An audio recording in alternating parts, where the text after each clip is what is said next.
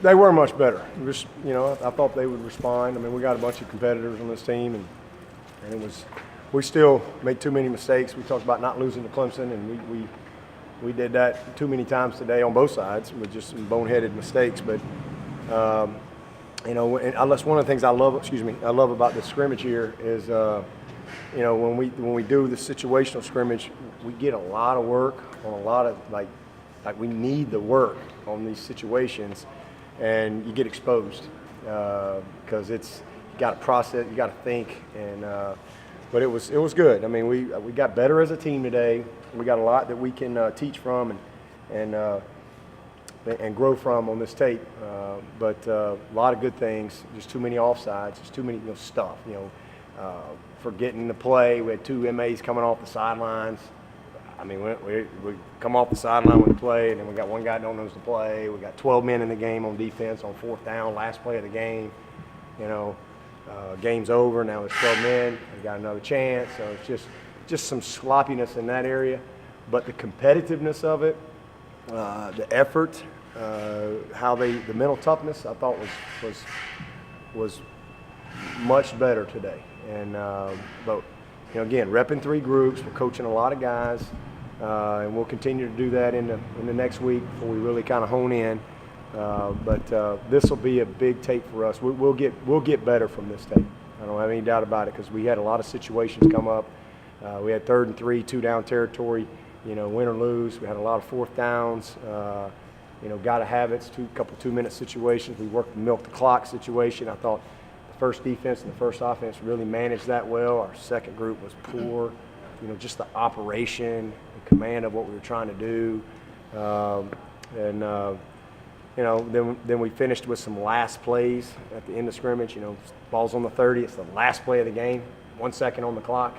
Ball's on the 15. Ball's on the 5. And just trying to really just create those type of things to get these guys to think and to teach them. So from that standpoint, it was a very productive day. Nowhere near the execution that we got to have or expect to be a great team, but we did make progress today. You mentioned yesterday two players or two quarterbacks would have to. Would you play 3 in that first game? And then the second part of that would be Zarek and Hunter. Is anybody starting to separate themselves from the other? No, I think those two are still right there. They both do some good things, and then they'll both make a mistake that you just scratch your head on. But they're freshmen. So that's just, I understand that. So we just got to keep putting them in those situations. But they've both made some huge explosive plays. But then, like I said, we'll come back and we forgot the motion. Well, that's a problem. And so, it's a tackle for loss. You're behind the chains. And so we just got some little, or we take a sack on a sprint out. It's just some little things like that they've got to continue to grow through. But that's our job, is to put them in those situations, to expose them on the practice field. And that's what we're trying to expose these guys, so then they can, if they're coachable, they'll go get better and they'll grow from it. So when we do get ready to play and that scoreboard's lit up for real, they've learned from that. And so that's what we've done, and I think both those guys have done a good job. Kelly had an excellent day today.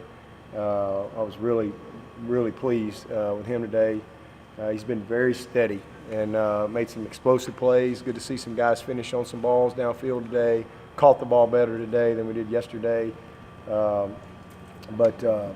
Zarek and Hunter are coming. I mean, and so, it's just going to continue to go. And at some point, the next step is, go perform in the games. And, I can't answer.